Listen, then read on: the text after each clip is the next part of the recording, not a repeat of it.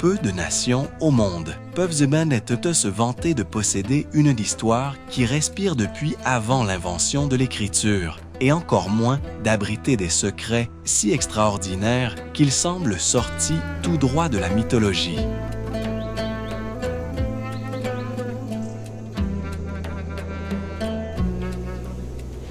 Bienvenue en Turquie, cette terre fascinante qui a retrouvé son nom ancestral pour résonner avec force sur la scène mondiale.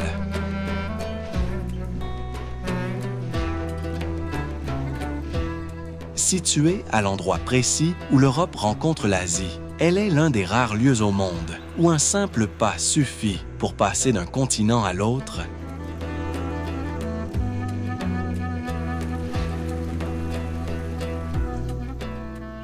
Préparez-vous, nous allons explorer 25 merveilles d'une terre où le temps semble s'être arrêté pour contempler l'éternité.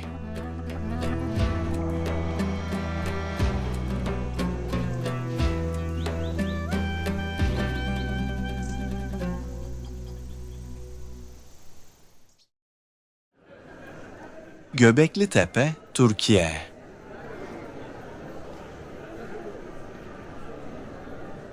Bien avant les pyramides égyptiennes, des communautés humaines érigeaient déjà d'immenses piliers de pierre dans le sud-est de l'actuelle Turquie.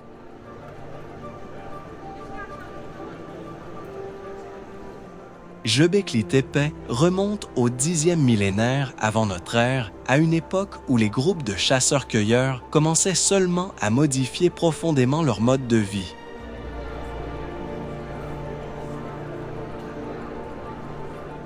Ces enceintes circulaires contiennent des piliers en forme de T, décorés de renards serpents, sangliers et autres animaux.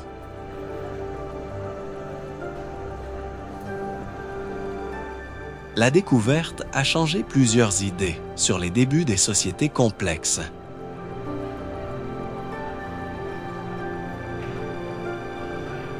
Construire ces structures exigeait organisation main-d'œuvre et connaissance de techniques avant l'apparition des grandes villes.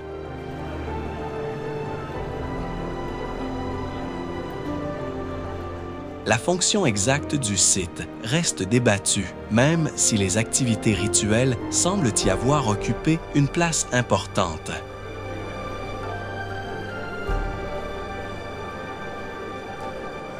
Une partie seulement de Göbekli-Tepe a été fouillée, laissant encore de nombreuses structures sous terre.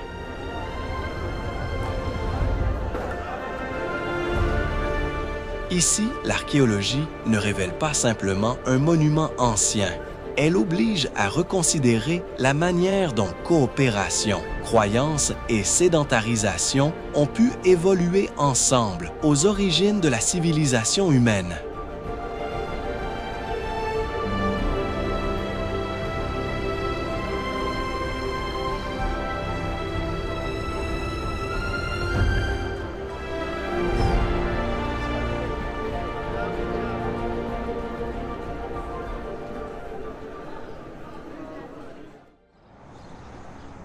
Istanbul, Türkiye. À Istanbul, changer de continent peut prendre moins d'une heure. Séparée par le Bosphore, la ville s'étend entre Europe et Asie. Héritage d'une position stratégique qui a attiré empires marchands et armés pendant des siècles.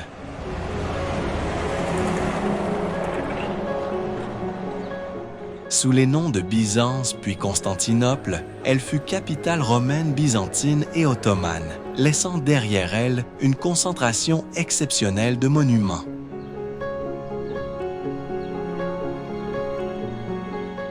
Sainte-Sophie, la Mosquée Bleue, le palais de Topkapı et le Grand Bazar racontent différentes périodes de cette histoire. Mais Istanbul reste surtout une métropole vivante.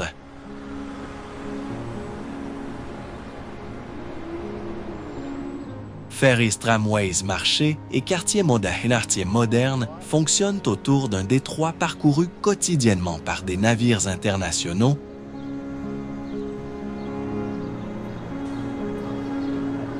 Dans les rues mosquées, églises-palais et immeubles contemporains occupent parfois le même horizon. Cette superposition donne à la ville son caractère particulier.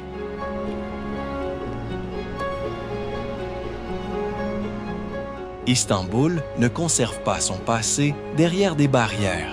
Elle continue de vivre directement au milieu de lui.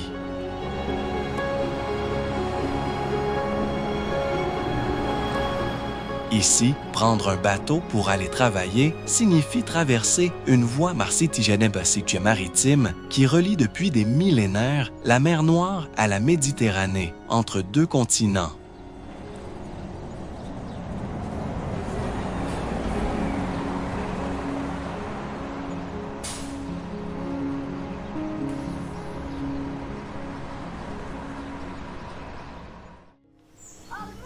Cappadoce, Turquie. Au lever du soleil, des dizaines de montgolfières s'élèvent au-dessus d'un paysage sculpté par les volcans et l'érosion.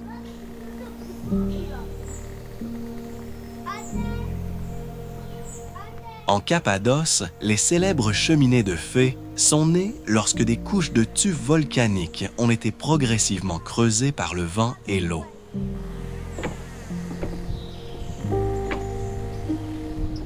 Les habitants ont ensuite transformé cette roche tendre en maisons-églises monastères et refuges souterrains. À Jérém, certaines chapelles rupestres conservent encore des fresques byzantines.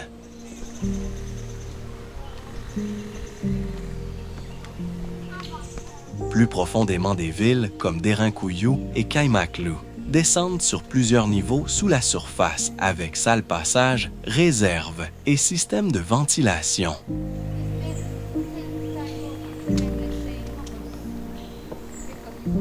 Elles permettaient aux communautés de se protéger temporairement lors des périodes d'insécurité.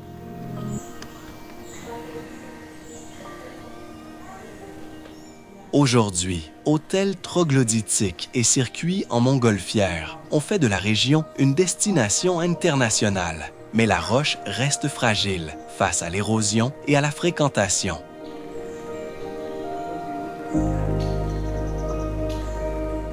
La Cappadoce montre comment géologie et histoire peuvent évoluer ensemble pendant des millénaires.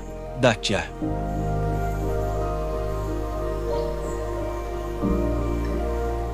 Ici, les hommes n'ont pas simplement construit sur le paysage, ils ont creusé directement dedans pour habiter, prier et se protéger.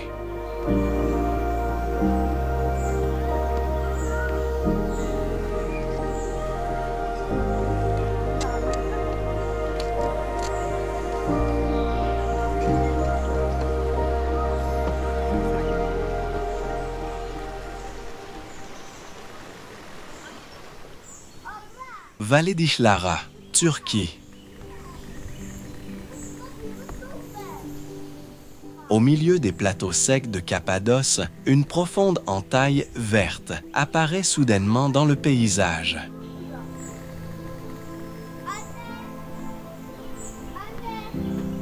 La vallée d'Işlara suit la rivière Melandis sur plusieurs kilomètres entre des falaises volcaniques abruptes.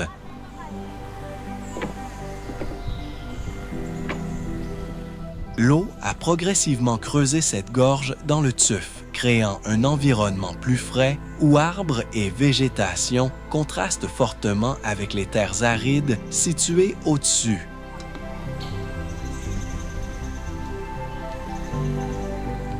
À partir de l'époque byzantine, des communautés religieuses profitèrent de cet isolement pour aménager des églises directement dans la roche.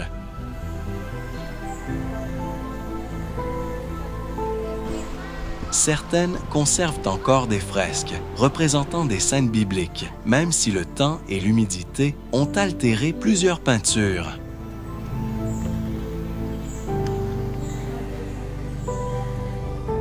Un long sentier suit aujourd'hui la rivière et permet de découvrir ces sanctuaires cachés entre les parois.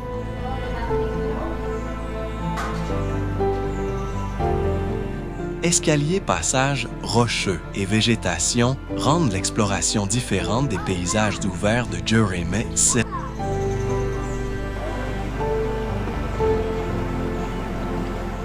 Hilara rappelle que la Cappadoce ne se résume pas aux cheminées de fées.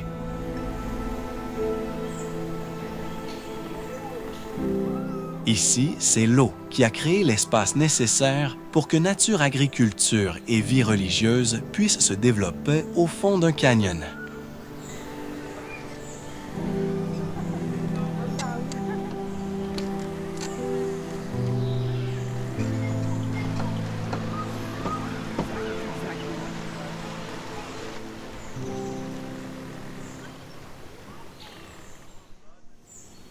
Hattusa, Turquie.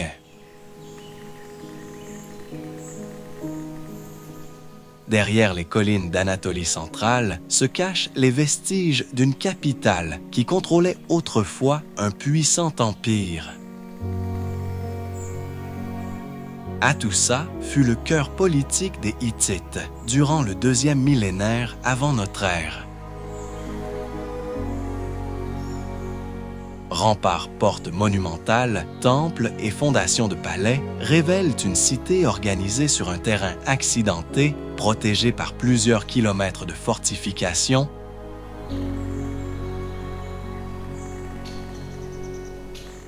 Les archéologues y ont découvert des milliers de tablettes cunéiformes, documentant diplomatie, religion, loi et administration.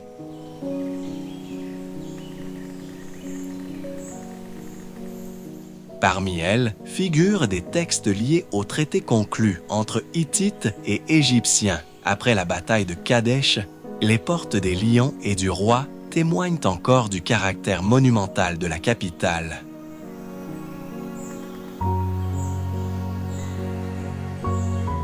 Abandonnée après l'effondrement de l'Empire hittite, Hattusa resta longtemps oubliée avant les fouilles modernes.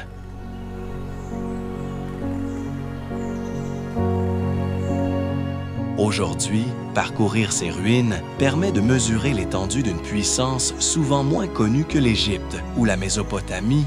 Aujourd'hui, parcourir ces ruines permet de mesurer l'étendue d'une puissance.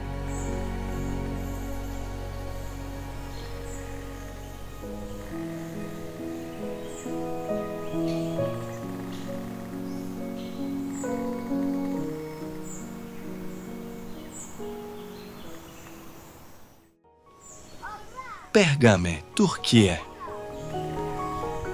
Au sommet d'une colline dominant la ville moderne de Bergama-Pergame, conserve les traces d'un puissant royaume hellénistique.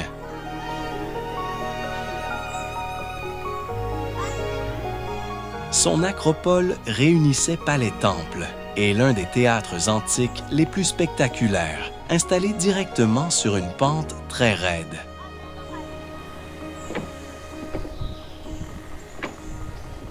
La cité était également réputée pour sa bibliothèque, autrefois considérée comme l'une des plus importantes du monde antique.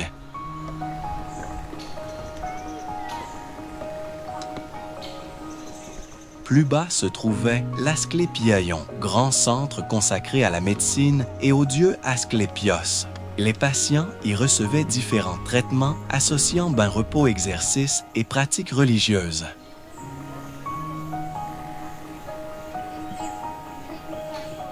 Pergame fut ensuite intégrée à l'Empire romain, qui poursuivit son développement monumental. Aujourd'hui, colonnes, terrasses et fondations permettent encore de comprendre comment les bâtisseurs utilisèrent le relief au lieu de l'aplanir.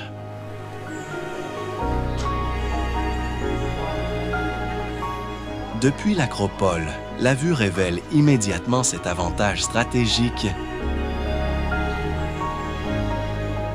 Pergame montre ainsi qu'une cité antique pouvait transformer une montagne en centre politique, culturel et médical, sans séparer architecture et géographie.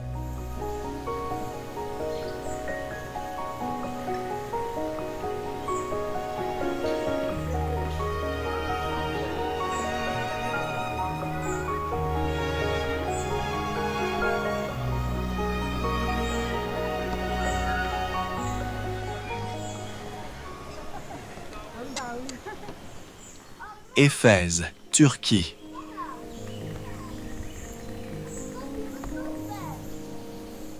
Marcher dans Éphèse, c'est suivre les mêmes avenues de pierre qu'empruntaient autrefois marchands citoyens et pèlerins.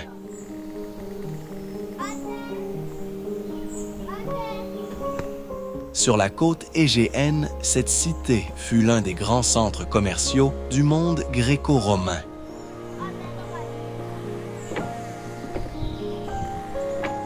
La bibliothèque de Celsus, reconstruite à partir de ces vestiges, reste son monument le plus célèbre, avec une façade monumentale qui dominait autrefois une importante collection de manuscrits.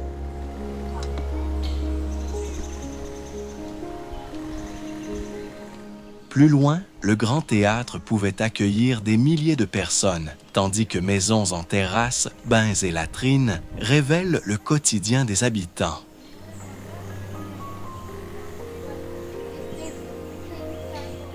Éphèse était également lié au temple d'Artémis, considéré comme l'une des 7 merveilles du monde antique.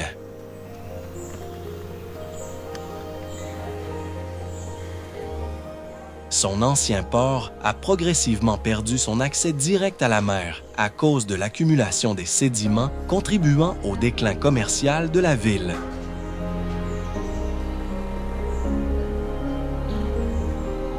Aujourd'hui, les ruines montrent comment urbanisme, religion et commerce pouvaient fonctionner ensemble dans une métropole antique.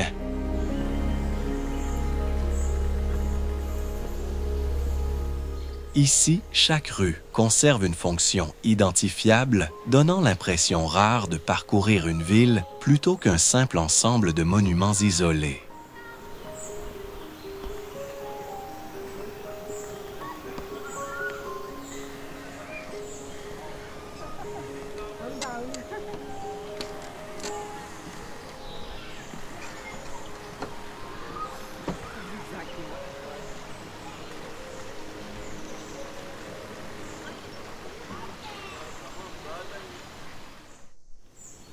Aspendos, Turquie. Il suffit de parler depuis la Seine pour comprendre pourquoi Aspendos reste exceptionnel. Près d'Antalya, son théâtre romain compte parmi les mieux conservés du monde antique. Construit au IIe siècle sous l'Empire romain, il pouvait accueillir des milliers de spectateurs.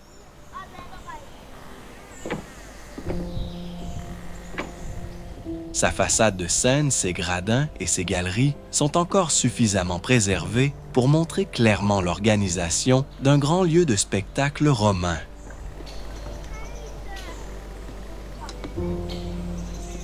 L'acoustique constitue l'une de ses caractéristiques les plus remarquables. La forme du théâtre permettait de transmettre la voix vers les rangées supérieures sans amplification moderne.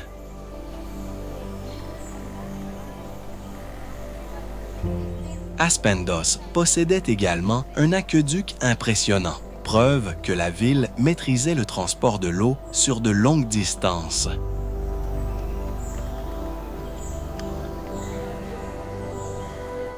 Une partie du site antique reste moins connue que le théâtre, mais révèle rue Basilique et autres bâtiments publics. Aujourd'hui encore, certains spectacles sont organisés dans le monument, avec des précautions adaptées à sa conservation.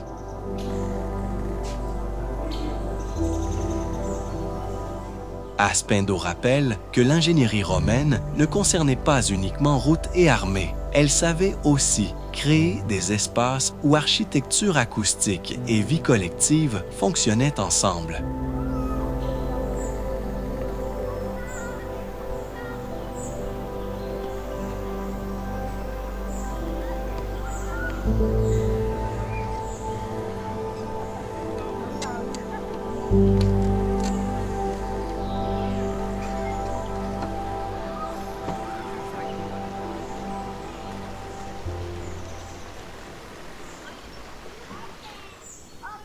Ani, Turquie. À proximité immédiate de la frontière arménienne, les ruines d'Ani occupent un plateau isolé entouré de gorges naturelles.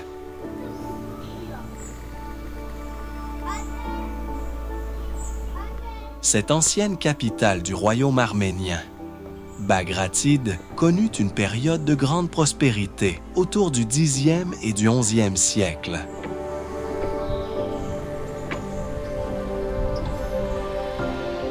Églises, murailles, palais et autres bâtiments témoignent d'une ville autrefois située sur d'importantes routes commerciales, reliant plusieurs régions d'Asie.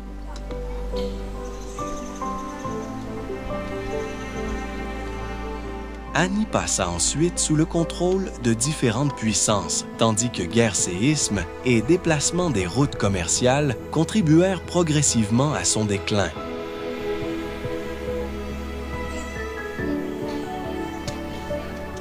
Aujourd'hui, la cathédrale, l'église Saint-Grégoire et les vestiges des fortifications se dressent dans un paysage presque vide.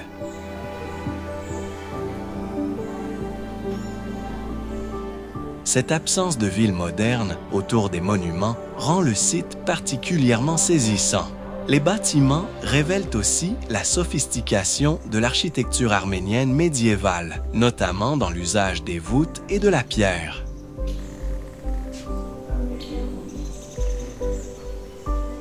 Ani rappelle que certaines grandes cités ne disparaîtront pas complètement. Elles perdent leurs habitants, mais leurs murs continuent de raconter. Les échanges, les conflits et les ambitions qui les avaient autrefois fait prospérer.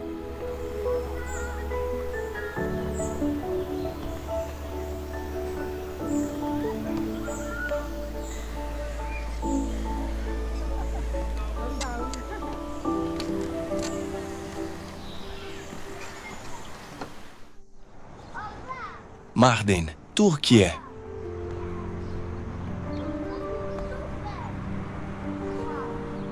Accrochée à une colline dominant les plaines de Mésopotamie, Mardin semble avoir été construite couche après couche dans la pierre.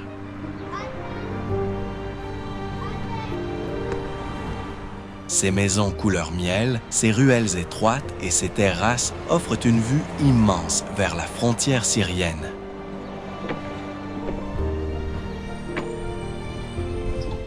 La ville conserve une architecture marquée par plusieurs traditions religieuses et culturelles, notamment musulmanes, syriaques, chrétiennes, kurdes et arabes.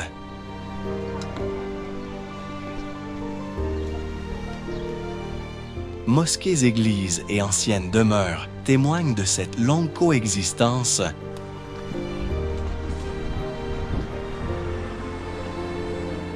Les façades sculptées utilisent une pierre calcaire locale qui change de teinte selon la lumière.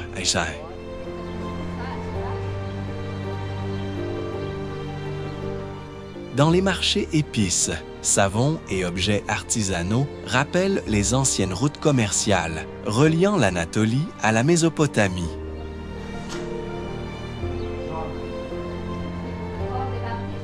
Mardin attire aujourd'hui pour son patrimoine, mais la ville reste habitée et active.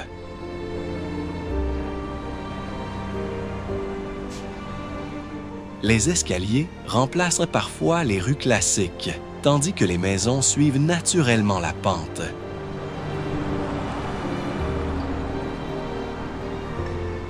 Ici, l'urbanisme n'a jamais cherché à effacer le relief.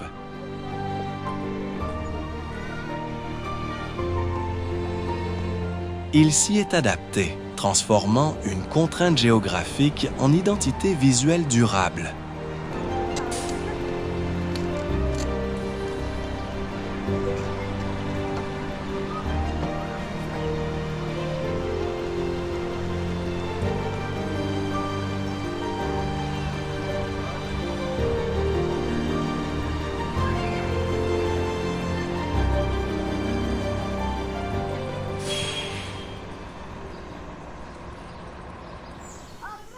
Troie, Turquie. Pendant des siècles, Troie semblait appartenir davantage au récit d'Homère qu'à l'archéologie.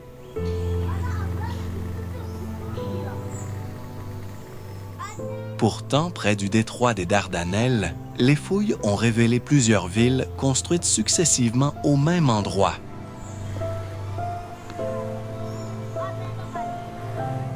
Les différentes couches montrent que le site fut occupé, détruit puis reconstruit pendant des millénaires, grâce notamment à sa position stratégique entre la mer Égée et les routes menant vers la mer Noire.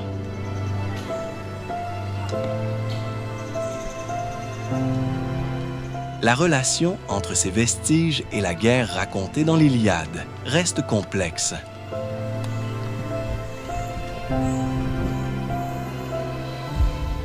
L'archéologie confirme l'existence d'une cité importante à l'âge du bronze, mais elle ne prouve pas tous les événements décrits par Homère.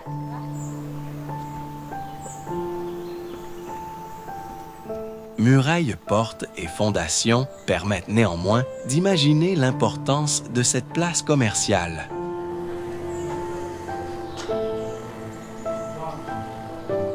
Le célèbre cheval de bois appartient surtout à la tradition littéraire, devenue inséparable du site.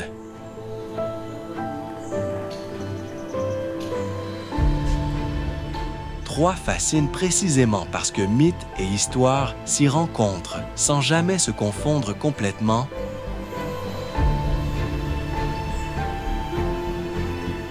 Ici, chaque couche archéologique ajoute une nouvelle version du passé et rappelle qu'une légende peut conserver le souvenir transformé d'événements bien réels.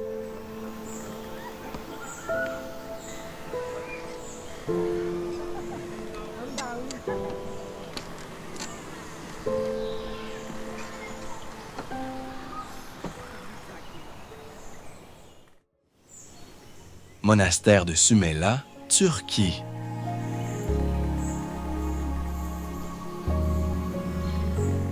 Sur une falaise presque verticale des montagnes pontiques, le monastère de Sümela semble suspendu au-dessus d'une vallée couverte de forêts.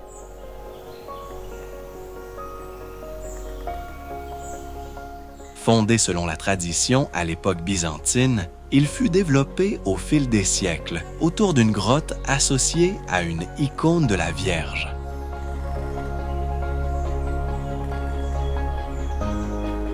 Son emplacement isolé offrait à la fois protection silence et éloignement du monde extérieur.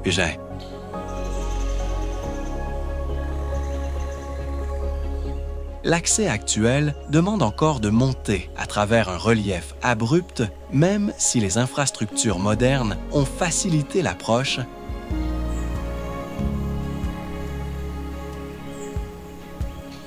À l'intérieur, chapelles, cellules, cours et fresques montrent comment une communauté religieuse pouvait fonctionner sur un espace extrêmement limité.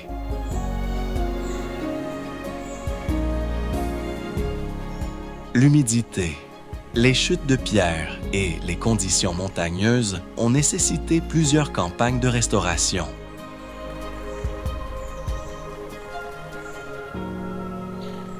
Le monastère demeure aussi lié à l'histoire grecque orthodoxe de la région, ce qui renforce sa valeur culturelle.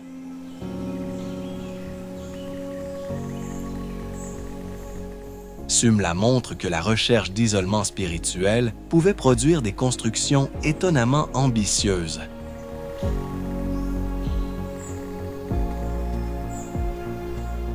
Ici, la falaise ne servait pas seulement de décor. Elle devenait mur, fondation et protection naturelle.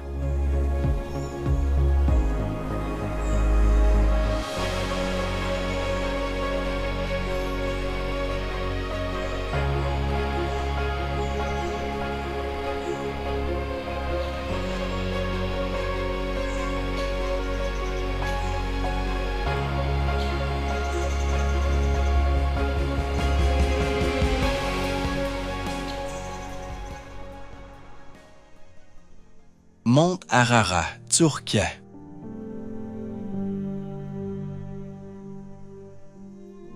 Dominant l'est de la Turquie, le mont Ararat s'élève jusqu'à plus de 5000 mètres et forme le plus haut sommet du pays.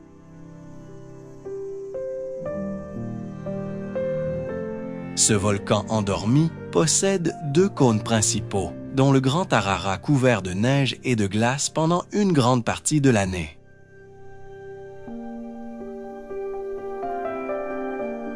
Sa silhouette massive est visible à grande distance dans les plaines environnantes.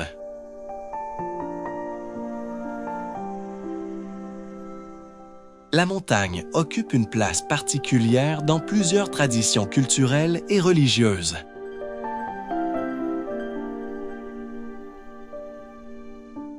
Elle est notamment associée au récit biblique de l'Arche de Noé, même si aucune preuve archéologique ne permet de confirmer cette identification.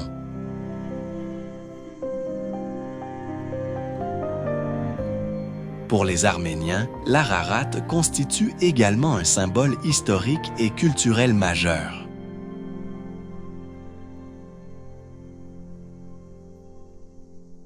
Son ascension reste exigeante en raison de l'altitude, du froid du vent et des conditions météorologiques changeantes.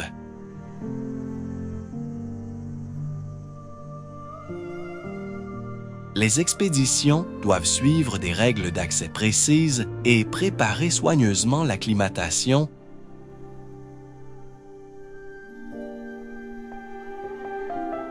Le mont Ararat montre comment une montagne peut dépasser sa simple valeur géographique.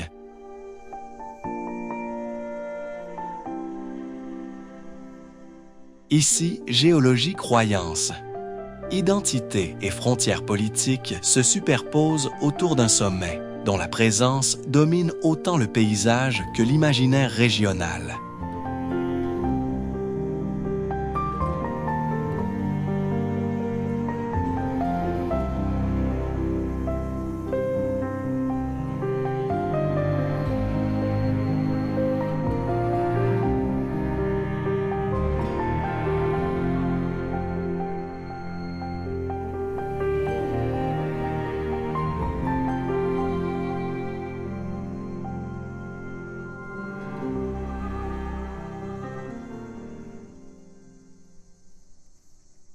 Konya, Turquie.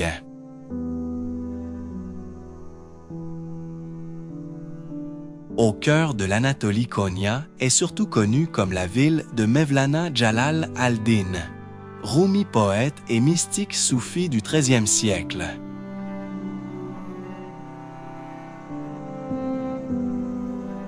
Son mausolée, reconnaissable à son dôme turquoise, attire chaque année pèlerins et visiteurs venus découvrir une tradition spirituelle fondée sur l'amour, la connaissance et la recherche intérieure.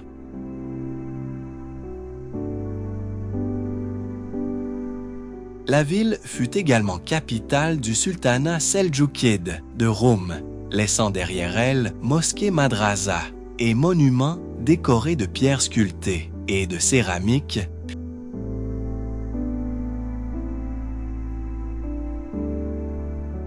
Les célèbres derviches tourneurs sont associés à l'ordre Mevlevi, développé après la mort de Rumi.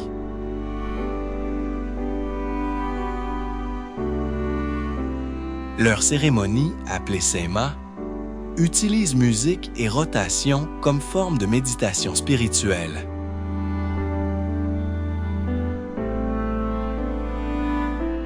Mais Konya est aussi une grande ville moderne entourée de plaines agricoles et reliée au reste du pays par le train à grande vitesse.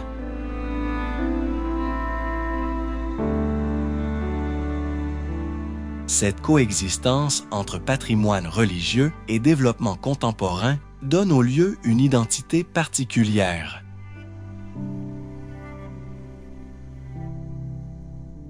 Ici, la spiritualité ne reste pas enfermée dans un musée. Elle continue d'influencer cérémonies, architecture et mémoire collective.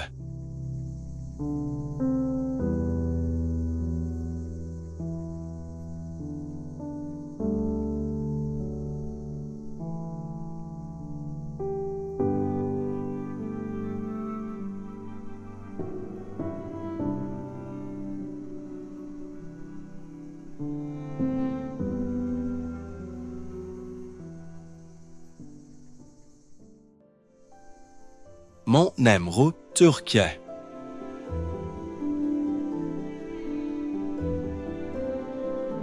À plus de 2000 mètres d'altitude, le sommet du mont Nemrut abrite l'un des ensembles archéologiques les plus étranges de Turquie.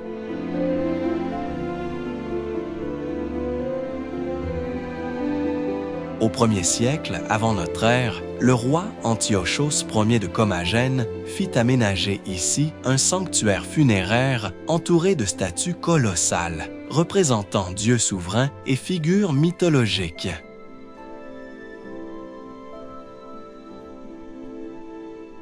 Avec le temps, les têtes de pierre se sont détachées de leur corps et reposent aujourd'hui directement sur les terrasses du sommet.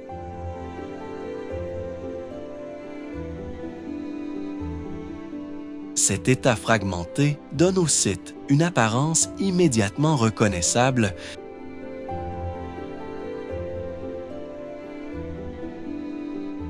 Les visiteurs montent souvent avant l'aube ou au coucher du soleil, lorsque la lumière souligne les reliefs des sculptures et les montagnes environnantes.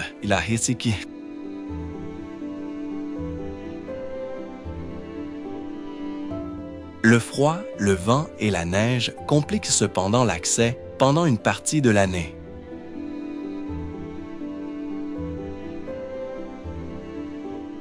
Nemrut montre comment un souverain pouvait utiliser la géographie pour renforcer son image politique et religieuse.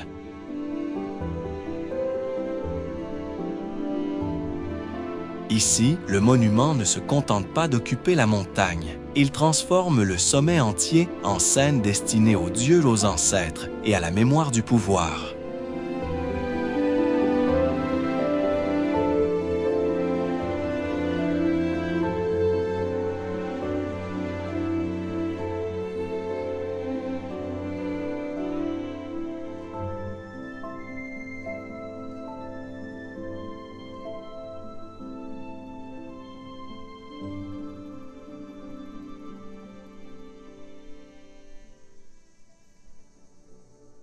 Pamukkale, Turquie.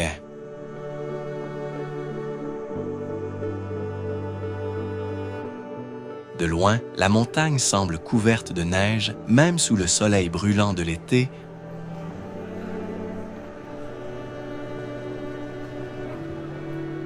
À Pamukkale, ce blanc éclatant vient du travertin, une roche déposée par des eaux thermales, riches en calcium.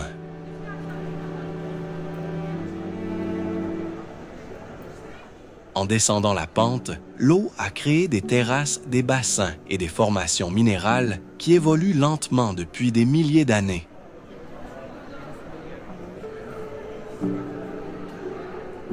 Juste au-dessus se trouvent les ruines de Hiérapolis, ancienne cité thermale développée durant les périodes hellénistiques et romaines.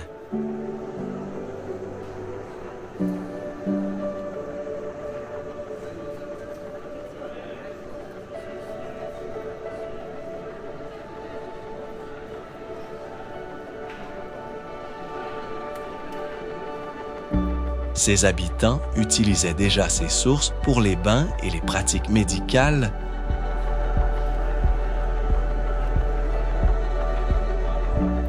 Aujourd'hui, certaines zones sont strictement protégées afin de limiter l'érosion provoquée par la fréquentation touristique.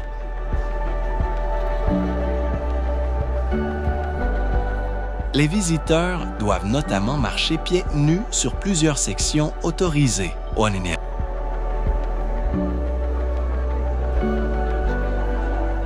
Pamukkale montre ainsi que l'une des merveilles naturelles les plus célèbres de Turquie dépend d'un mécanisme géologique fragile.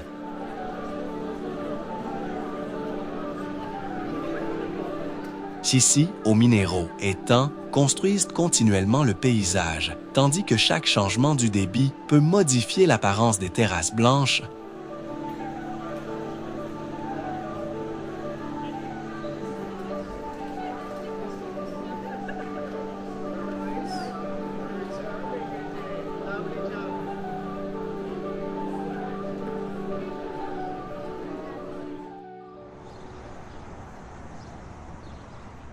Lac Salda, Turquie.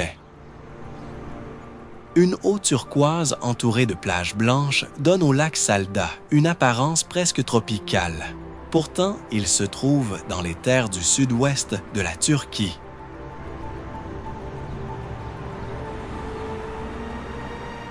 Installé dans une dépression tectonique, ce lac profond est connu pour ses formations minérales claires et ses eaux riches en magnésium.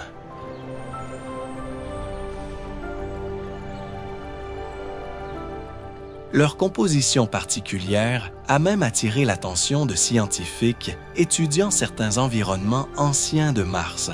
Cette comparaison ne signifie pas que Salda soit identique à la planète rouge.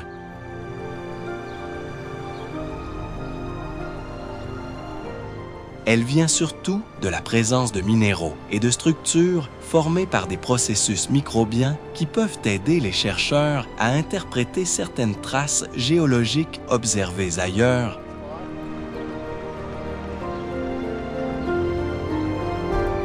Sur Terre, cependant, le lac constitue avant tout un écosystème fragile.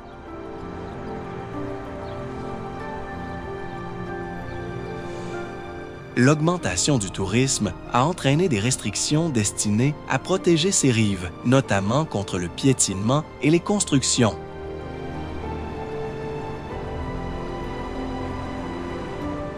Certaines zones sont désormais plus étroitement contrôlées afin de préserver les dépôts minéraux.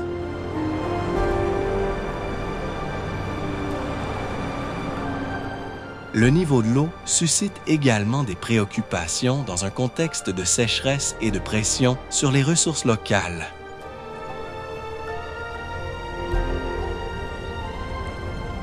Salda montre qu'un paysage spectaculaire peut aussi devenir un laboratoire naturel.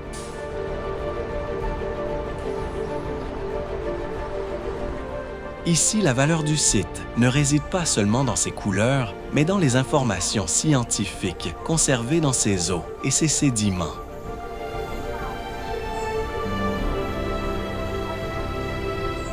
Protéger ces rives signifie donc préserver à la fois un paysage rare et des indices utiles pour comprendre des environnements très anciens.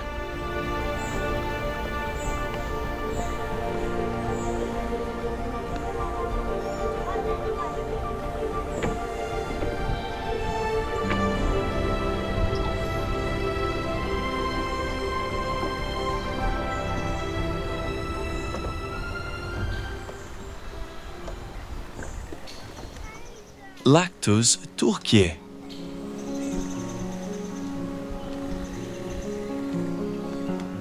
Pendant une partie de l'année, le lac Tuz ressemble à une immense étendue d'eau peu profonde au milieu des plateaux arides d'Anatolie centrale.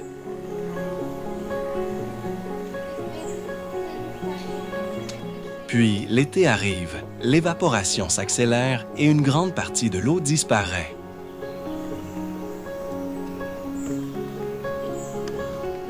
À sa place, reste une croûte blanche de sel qui s'étend vers l'horizon, créant l'un des paysages les plus inhabituels de Turquie.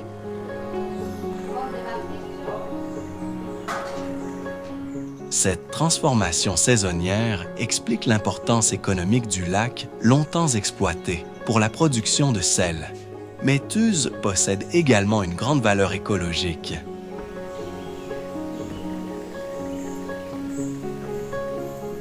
Ces zones humides accueillent notamment des flamants roses qui viennent s'y reproduire lorsque les conditions sont favorables. Cet équilibre devient cependant plus fragile.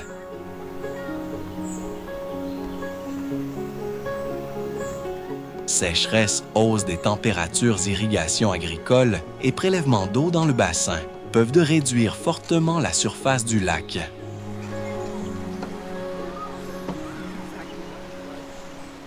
Certaines années, des épisodes de mortalité de jeunes flamands ont illustré les conséquences d'un manque d'eau sévère.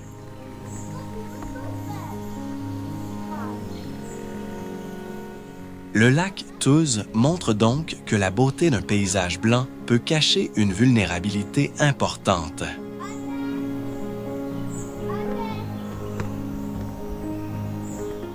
Ici, quelques centimètres d'eau suffisent à déterminer l'avenir d'un écosystème entier.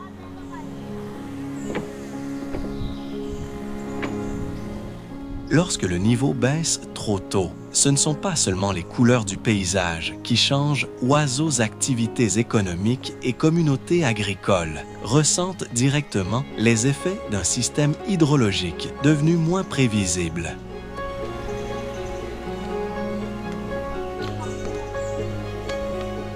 Sa survie dépend désormais largement d'une gestion plus attentive de l'eau,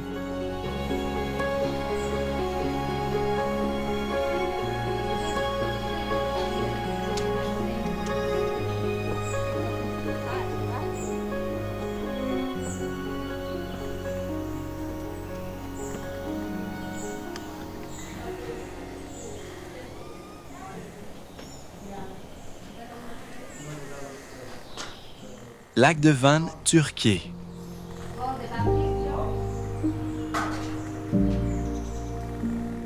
Dans l'est de la Turquie, le lac de Van occupe une immense cuvette entourée de montagnes volcaniques.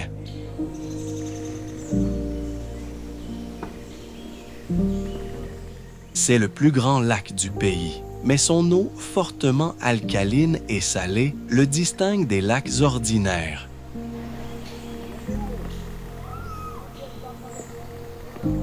Sans véritable débouché vers la mer, il conserve les minéraux apportés par les rivières, tandis que l'évaporation concentre progressivement leur présence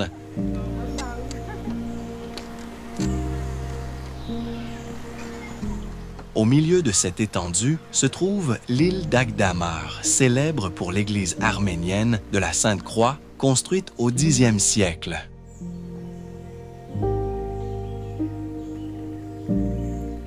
Ces façades, sculptées, racontent des scènes religieuses et témoignent de l'histoire complexe de la région.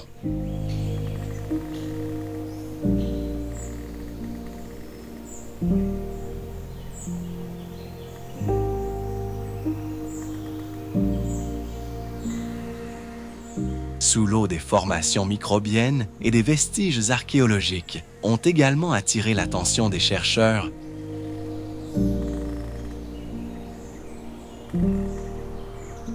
Les villages environnants vivent de l'agriculture, de l'élevage, de la pêche et du tourisme.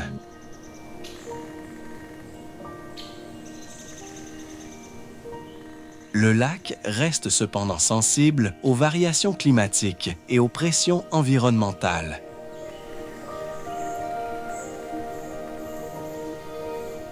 Van montre ainsi une Turquie où nature et histoire sont étroitement liées.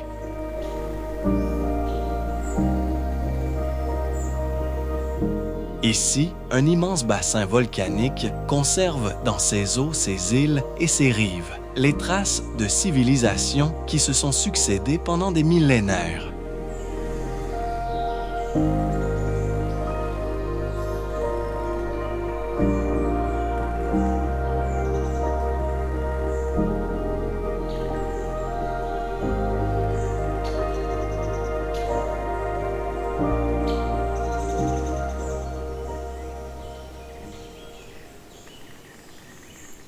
Dalyan, Turquie.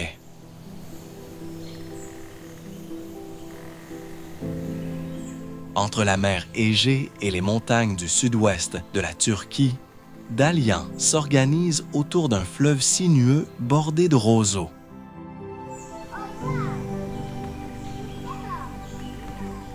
Des bateaux relient la ville aux plages, aux vestiges antiques et aux falaises, où les Lyciens ont creusé de grands tombeaux dans la roche.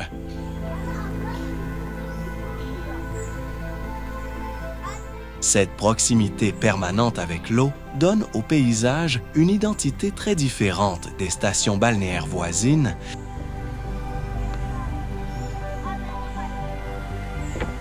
En aval, la plage d'Istouzou constitue un important site de nidification pour les tortues kawan.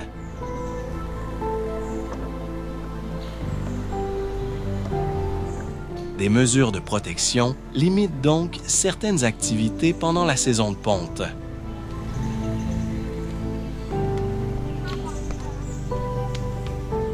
Plus loin, les ruines de Kaunos rappellent l'ancien rôle commercial de la région autrefois ouverte sur la mer, avant l'accumulation progressive des sédiments.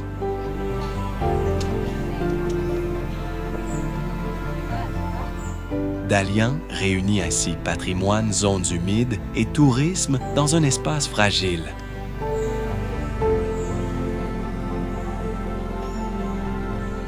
Ici, chaque excursion dépend du fleuve, des marées, des saisons et de règles destinées à préserver un écosystème où tortues, oiseaux, pêcheurs et visiteurs partagent les mêmes rives.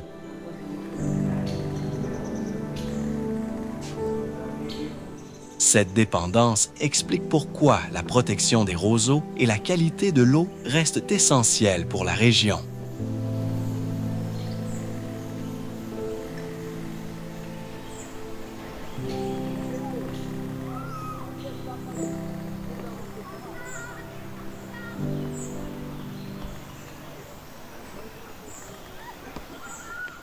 Fethiye, Turquie. Entre montagnes couvertes de pins et eaux turquoises de la Méditerranée, Fethiye rassemble plusieurs paysages qui semblent appartenir à des régions différentes.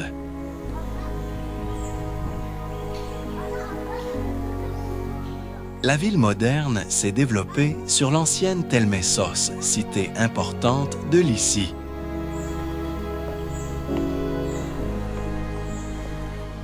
Au-dessus des quartiers actuels, des tombeaux furent directement sculptés dans la falaise, dont le célèbre tombeau d'Amentas, rappelant que cette côte était habitée bien avant l'arrivée des stations balnéaires.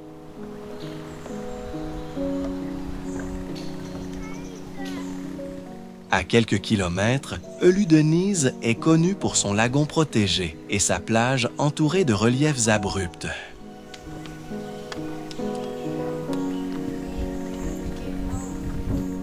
Plus haut, le mont Babada est devenu un site majeur de parapente offrant des décollages face à la mer.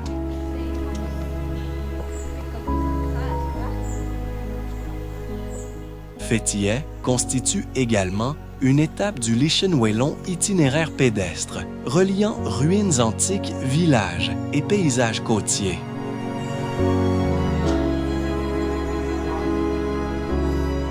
Les excursions en bateau permettent d'explorer criques et îles, difficiles à atteindre par la route.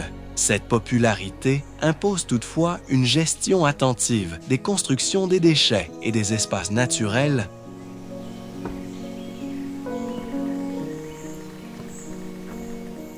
Fethiye montre une Turquie où patrimoine archéologique et tourisme balnéaire occupent le même territoire.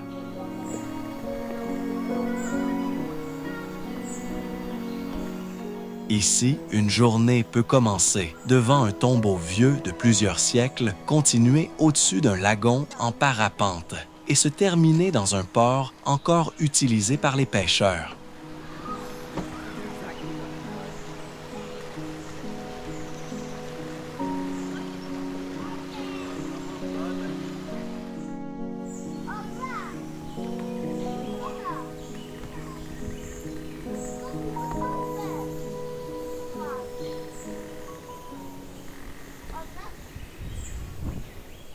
Bursa, Turquie. Au pied du mont Uludağ-Bursa fut la première grande capitale de l'Empire ottoman avant la conquête de Constantinople.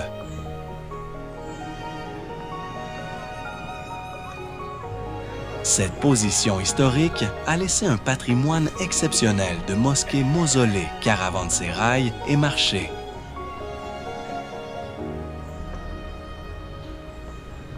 La grande mosquée, avec ses 20 coupoles, et le complexe de Yeşil témoignent des ambitions architecturales d'une dynastie encore en pleine expansion.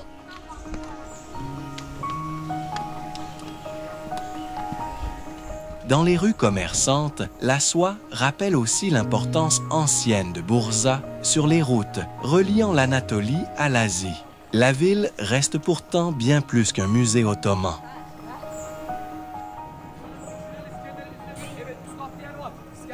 Ces bains thermaux utilisent depuis des siècles des sources chaudes venues des environs, tandis que les pentes du Luda accueillent aujourd'hui une importante station de sport d'hiver. Bursa est également célèbre pour l'Iskender Kebab, plat né ici au 19e siècle, et devenu l'un des classiques de la cuisine turque.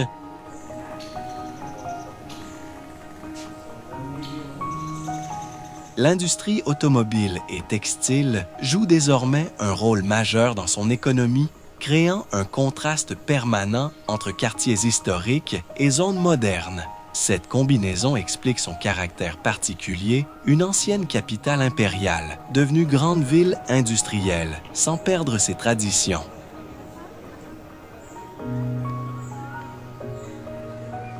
À Bursa, un même itinéraire peut passer d'un tombeau de sultan à un marché couvert d'un hammam à une usine, puis finir sur les pentes enneigées du Luda.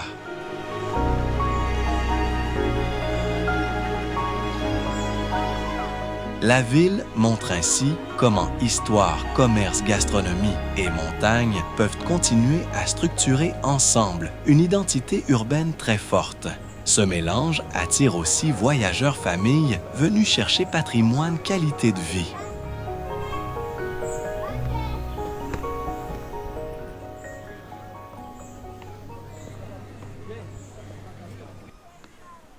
Safranbolu, Turquie.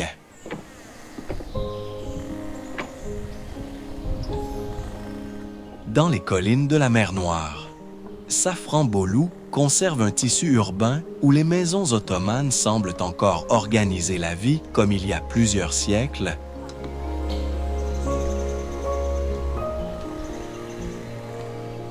Ces demeures en bois et pierre possèdent de larges avancées, des cours intérieures et des pièces adaptées aux saisons.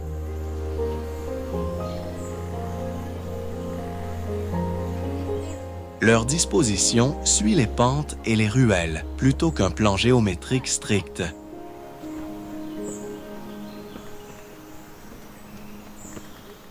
La ville doit son nom au safran, autrefois cultivé dans la région, mais sa prospérité venait surtout du commerce caravanier.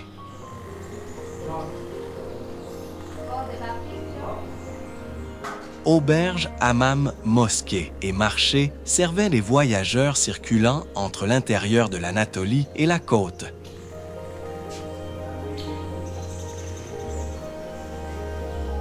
Classé au patrimoine mondial de l'UNESCO, Safranbolu reste l'un des meilleurs ensembles d'architecture ottomane domestique préservés en Turquie.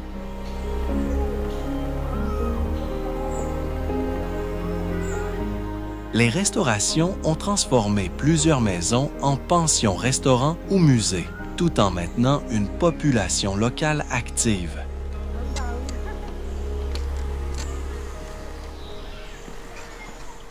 Ici, l'intérêt ne repose pas sur un monument unique, c'est la cohérence de tout un quartier, depuis les toitures jusqu'au passage pavé, qui permet encore de comprendre comment fonctionnait une petite ville commerçante ottomane aujourd'hui encore.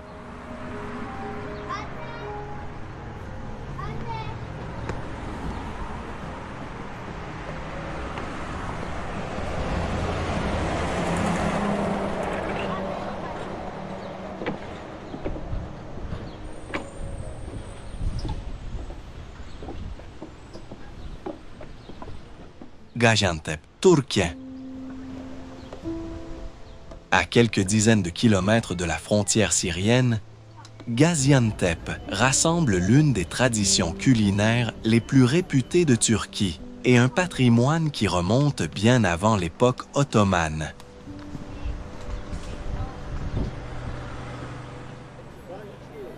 Ces marchés débordent de pistaches, d'épices de cuivre martelées et de pâtisseries et d'akla.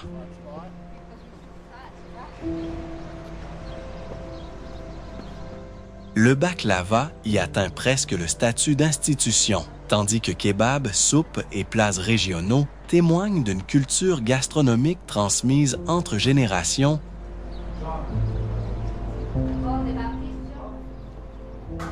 Mais la ville possède aussi un autre trésor, Le musée de Zeugma conserve d'extraordinaires mosaïques romaines découvertes sur le site antique du même nom autrefois installé sur les rives de l'Euphrate.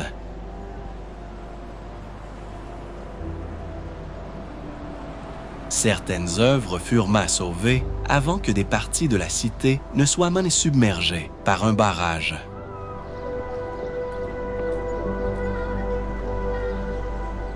Gaziantep porte également les traces des grands séismes qui ont frappé le sud de la Turquie en février 2023, endommageant bâtiments historiques et quartiers résidentiels.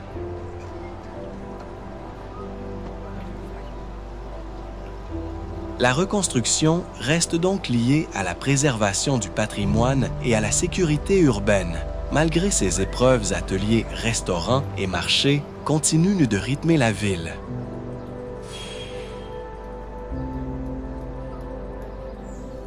Gaziantep montre une Turquie où archéologie, artisanat et cuisine ne sont pas trois univers séparés, ils forment une même mémoire locale entretenue dans les gestes quotidiens.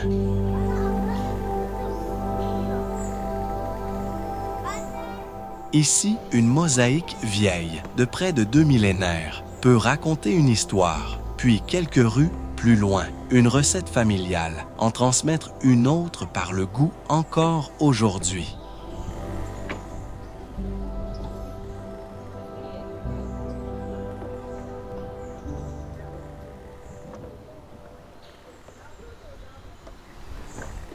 Harran, Türkiye. Dans les plaines sèches du sud-est de la Turquie, Harran se reconnaît immédiatement à ces maisons en forme de ruche.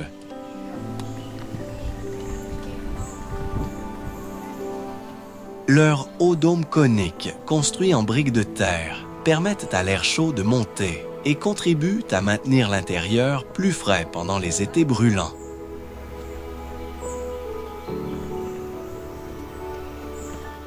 Cette architecture répond directement au climat avec des matériaux locaux et une remarquable efficacité passive. Harran fut autrefois un important carrefour sur les routes, reliant la Mésopotamie, l'Anatolie et la Syrie.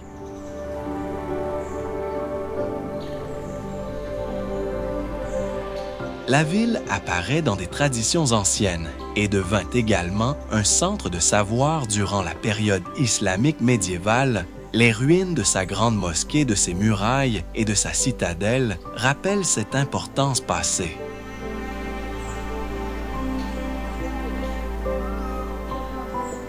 Aujourd'hui, certaines maisons traditionnelles sont préservées comme exemple d'habitat, adapté aux fortes chaleurs.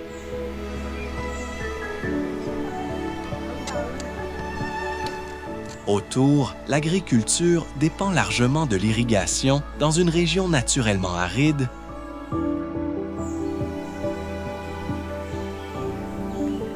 Harran montre que l'ingéniosité architecturale peut naître d'une contrainte très simple, survivre à la chaleur avec peu de bois et peu de pierre.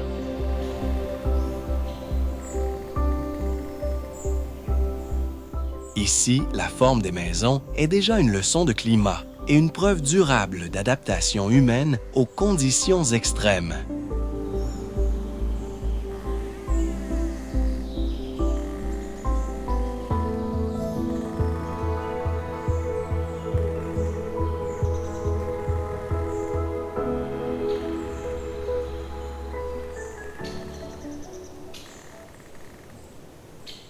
Mont Chimère, Turquie.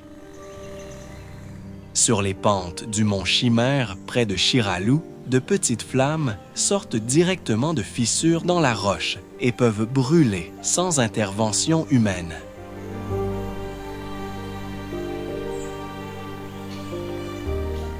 Connues sous le nom de Yanartaş, elles sont alimentées par des gaz naturels qui remontent du sous-sol.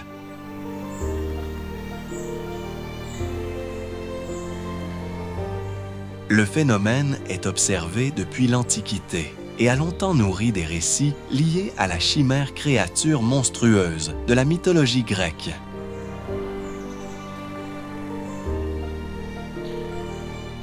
L'explication moderne est géologique. Des hydrocarbures légers, principalement du méthane, s'échappent à travers les fractures et s'enflamment au contact de l'air.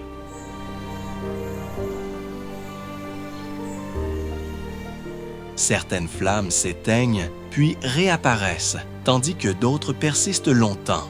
Pour atteindre le site, les visiteurs montent à pied sur un sentier pierreux, souvent plus impressionnant après la tombée de la nuit.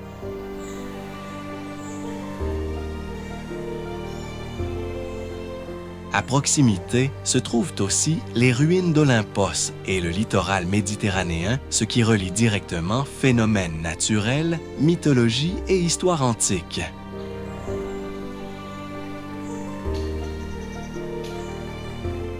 Le mont Chimère ne possède ni volcan en éruption, ni immense cratère. Pourtant, quelques petites flammes suffisent à rendre le lieu unique.